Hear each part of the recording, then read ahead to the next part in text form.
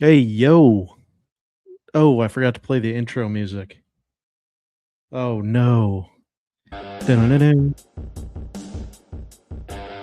dun-dun-dun-dun. Hot start. Hot start. All right. Goofy start to April 15th, tax day 2026. This is Wagers on Weekdays. It's Xander coming to you live from Nashville on the east side. And we're going to be flying through this episode, folks. 20 minutes tops. Got started late. Fucking around with my card here to end. Even though I already know who I bet. And I already said that on Monday's show. Outrights have not been the thing I've been fucking around with. It's placements. Some juicy odds out there for some placements behind Scotty. And we are going to talk NBA playoffs.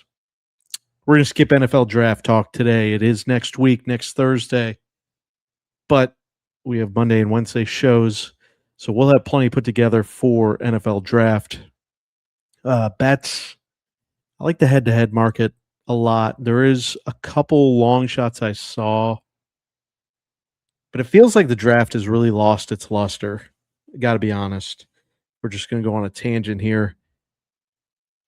It feels like GMs are way more calculated. It feels like there's way less fuck-ups on a bigger stage. There's something about the Radio City Music Hall in a much more condensed environment that led to maybe a lot more tight sphincters and a lot more of ridiculous mistakes. Maybe it was just lack of analytics too. So tough to really get too deep into the weeds on that one. Although, I mean, the best prospect in this draft, home run Hall of Fame, is Caleb Downs. And I know Fernando Mendoza is going number one, but I definitely will have I think it was like 50-1 on Downs to go two. And if you're talking best available, it's Caleb Downs. So, all right, we'll talk NFL draft, but I want to do a little exercise here. Yeah, a little exercise. Share screen. Oh no, where is it? Oh, there it is. We're going to build a bracket together with the NBA. And let's see here. Yeah, first playing games for last night. Charlotte, Miami, legit playoff environment. LaMelo Ball, cocksucker move, pulling Bam Adebayo, feet from underneath him. But the Hornets, the Horny Boys, they win in overtime by one. Incredible game. And then same with the Trailblazers. They played the Suns. The Suns just went ice cold to end, and Trailblazers pulled the upset and will play the Spurs. Man, all of a sudden, this playoffs just became something because I thought it's for sure going to be Suns, Spurs, tough out.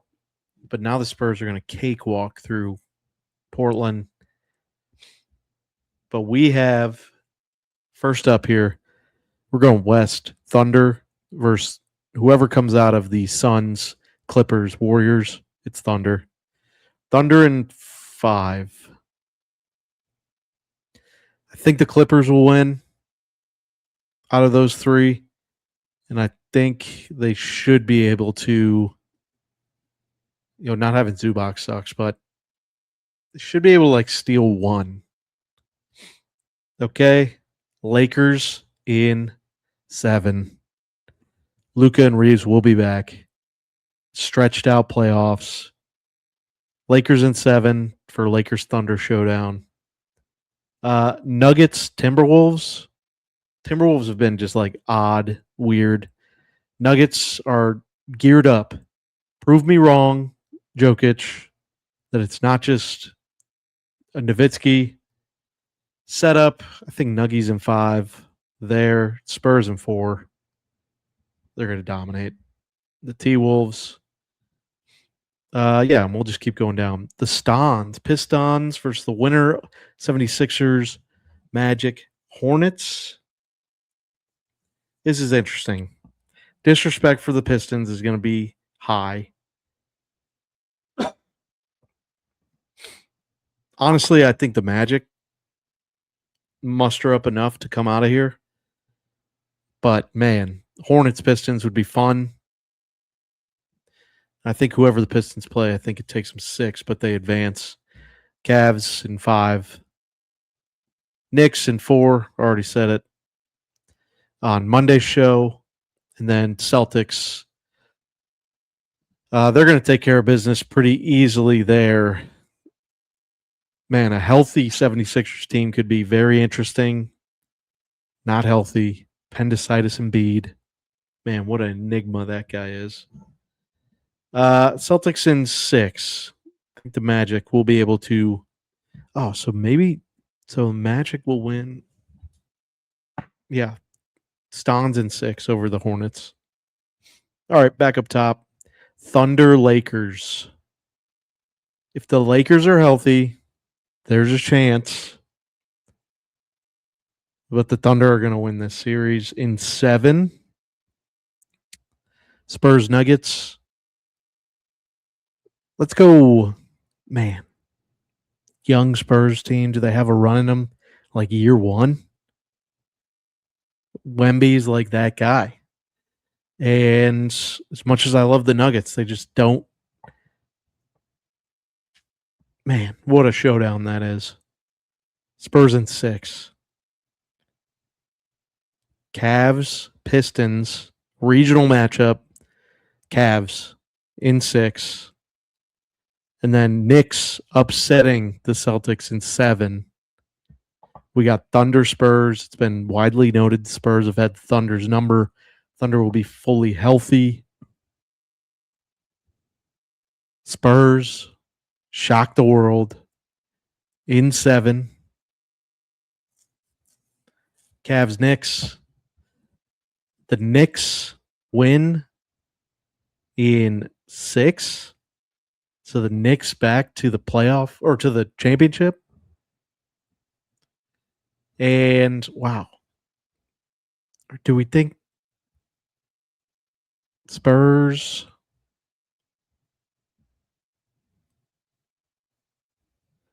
Yeah. There we have it. Spurs are just too much. They win in 6. Total points that'll be scored in the NBA Finals Game 1. Let's go 197. All right. Or we'll sign in later. Spurs beating the Knicks. Oh, man. That's why I didn't resize it. Oh, there's my ugly mug. It's my fault, folks. Followed along on screen. Got it. Spurs Knicks. Might go over there. Hope it's Nuggets Lakers in the Western Conference Finals instead. But that's what you don't bet with your heart. Bet with your head. All right. Get ready for NBA playoffs. It's great basketball. Just get out of your own head. NBA playoffs are legit.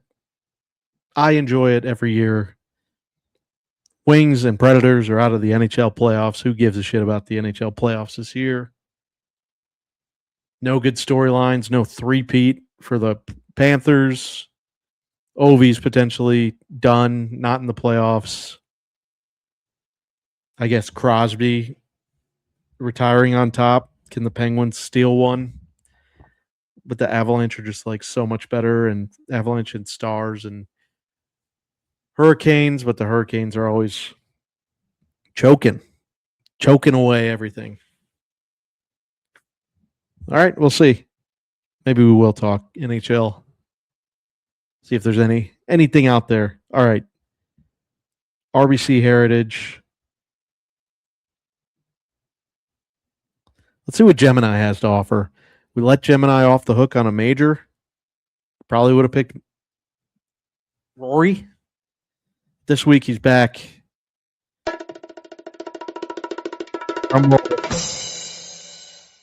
He's got the favorite, Scotty Scheffler.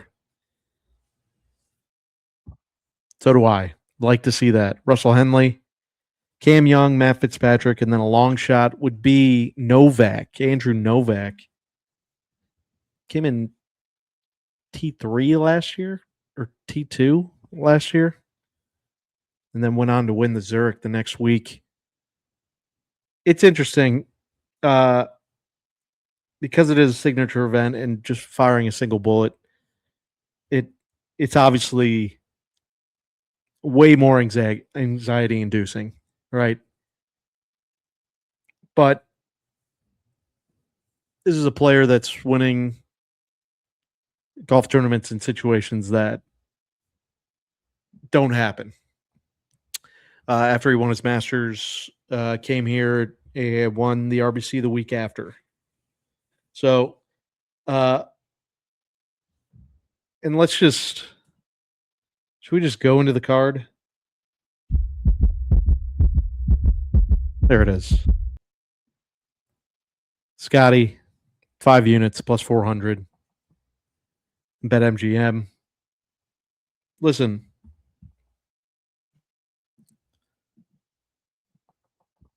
Scotty seems to be, he was probably just exhausted, to be honest. And when you get annoying questions when you're just exhausted in general,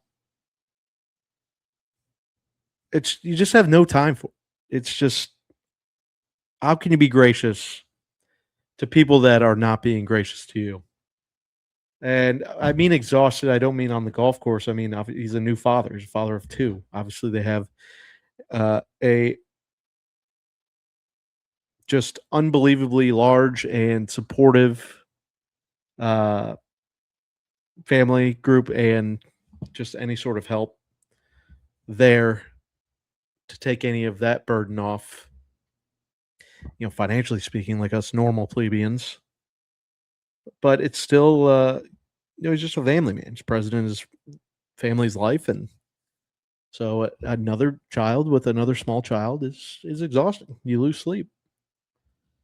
So that's a hint. Or he could just be going full face turn to heel. And got to be honest, as a fan of villains on dramas, Scotty Scheffler went heel and just started a persona of just Marshawn Lynch-esque. Here so I don't get fined. Man. I mean, if they're the PGA doesn't sell enough merch. They don't do any merch for these players. If any personalized Scotty Scheffler things would go through the roof. The number one selling merch in the entire store. Getting offline here. Anyway, obviously no bogeys last week. What was most impressive is putting, especially on Sunday. There was no real noticeable misses. And, I think what we saw earlier in the season, he's just never playing West Coast courses. And, yes, they're signature events, but like missing was part of a swing hitch that we all, saw and we've talked about on this show. But it's also like familiarity with the course is how he can compete at Augusta. And not saying that he's that as familiar with Heritage, but it's a track he's finished no worse than 11th in three at-bats. So we're just rocking Scotty this week. I think he has 5 wins in him this year. He's already got the Amex. I think he's got this week. I think he's got Doral. I think he's got the U.S. Open in him. And then I think he has the Memorial. And then if we want to count the playoff, yeah, he might win the FedEx Cup. But regular season wins. And what a fucking impressive resume that would be.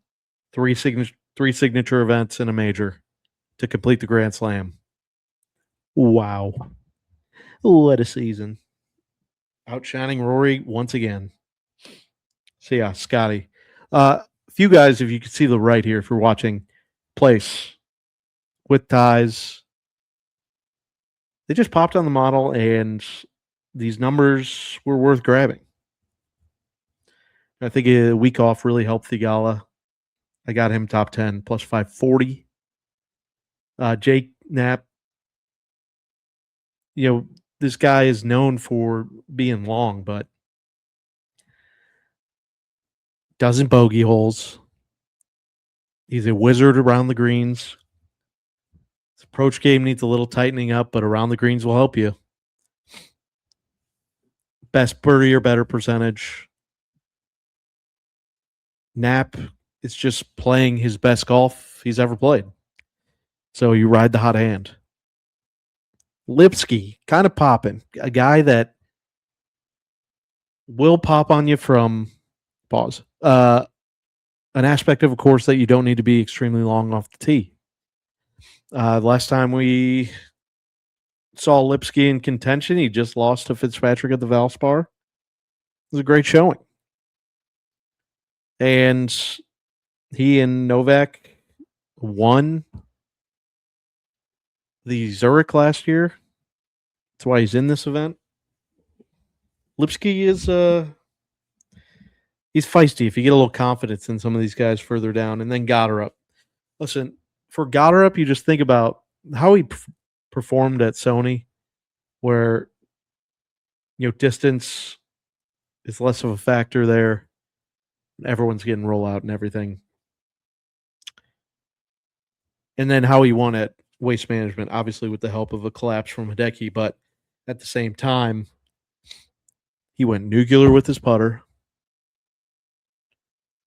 He's always and he's not even a bad putter when he's off. He's always a hot putter away from competing every single week.